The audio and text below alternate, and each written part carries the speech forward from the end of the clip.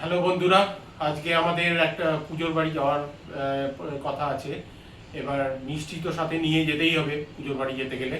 এবার এখানে দোকানে মিষ্টি পাওয়া যায়, বানি মিষ্টিও পাওয়া যায়, কিন্তু সব সময় সব রকম মিষ্টি তো পাওয়া যায় না। আবার পাওয়া গেলেও স্বাদটা যে সব সময় মানে আমরা যেরকম খেয়ে থাকি কলকাতায় সেরকম হয় তাও ঠিক সব সময় নয়। আর গুড়ের মিষ্টিও পাওয়া যাবে এরকমও সবসময় হয় না। তো আজকে ওই জন্যে পুজোর বাড়িতে যে মিষ্টিটা নিয়ে যাব সেটা নিজেই বাড়িতে বানাবো, বানিয়ে তারপরে নিয়ে যাবো। প্রথমে একটা ননস্টিক প্যানের মধ্যে ঘি দিয়ে দিই। এবার এর মধ্যে ভালো হয় যদি আমরা নারকোল ইউজ করি, কিন্তু নারকোল এখানে নারকোল কিনে এনে আমাদের পোড়াবার জায়গাও নেই, বাড়িতে রয়ে গেছে। তো আমরা অল্টারনেট জিনিসপত্র ইউজ করব। তার আগে ঘিটা একটু গরম হয়ে গেলে পরে এর মধ্যে আগে দিচ্ছি আমি একটু এলাচ। এলাচ দিলে একটা সুন্দর গন্ধ আসবে। এই এলাচটাকে একটু ঘিয়ের মধ্যে দিয়ে এবার এর মধ্যে দেব এই আমার অল্টারনেটিভ, এটা হচ্ছে ড্রাই কোকোনাট।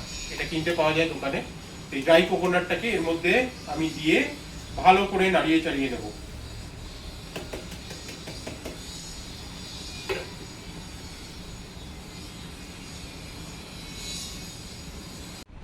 এটা একটুখানি নেড়ে চেড়ে নিয়েছি। এবার আমি এর মধ্যে দেবো গুড়।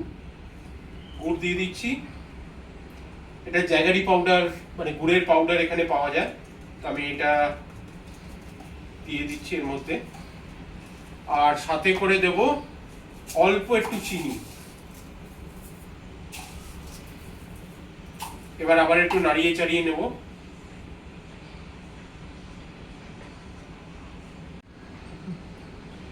এবার এটা নাড়িয়ে চাড়িয়ে নিয়েছি একটু। এইবার এর মধ্যে দিয়ে দেবো একটু দুধ। অল্প অল্প করে দুধ দিতে থাকবো এর মধ্যে আর নাড়াতে থাকবো।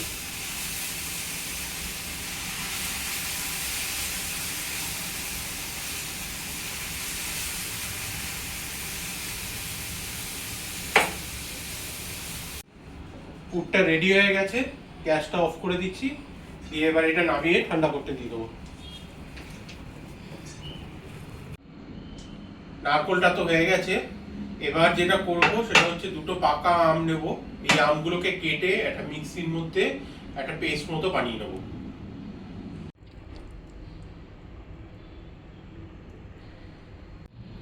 এবার আমটা মিক্সিতে দিয়ে এবার পেস্ট করে নেব।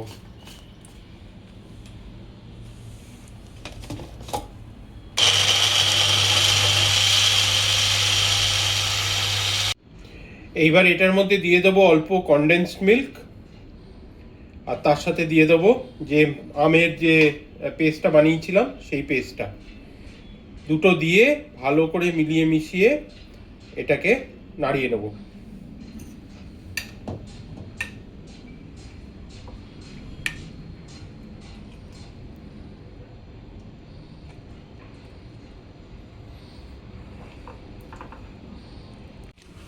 একটা বেকিং ট্রে নিয়েছি। সেই বেকিং ট্রের মধ্যে একটু ঘি ভালো করে ভেতর দিকটা মাখিয়ে নিচ্ছি।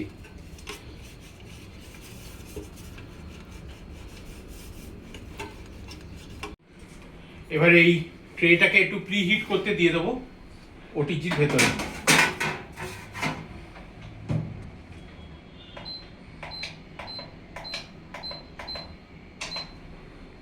ট্রেটা প্রি হিট হয়ে গেছে। এবার এর মধ্যে আস্তে আস্তে পুরো জিনিসটা দিয়ে দেবো।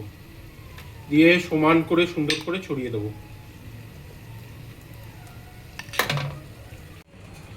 এবার এটাকে বেক করবার জন্য ওটিজিতে ঢুকিয়ে দিচ্ছি। বেকিং মোডে দিয়ে দিলাম। হয়ে গেছে এটা বেক। এবার এটাকে বার করে নেবো।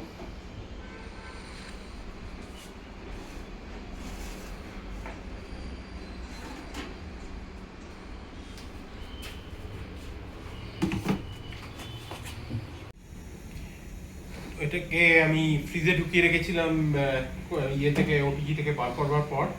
এখন একদম সেট হয়ে গেছে সুন্দর। এবার এটাকে পিস পিস করে কেটে দেবো। এই হয়ে গেছে কোকোনাট ম্যাঙ্গো সন্দেশ। খেয়ে দেখি কিরকম হয়। দারুণ খেতে হয়েছে। কোকোনাটেরও স্বাদ আসছে আর ম্যাঙ্গোরও সাথে করে খুব সুন্দর একটা স্বাদ আসছে। আপনারাও বানিয়ে দেখুন।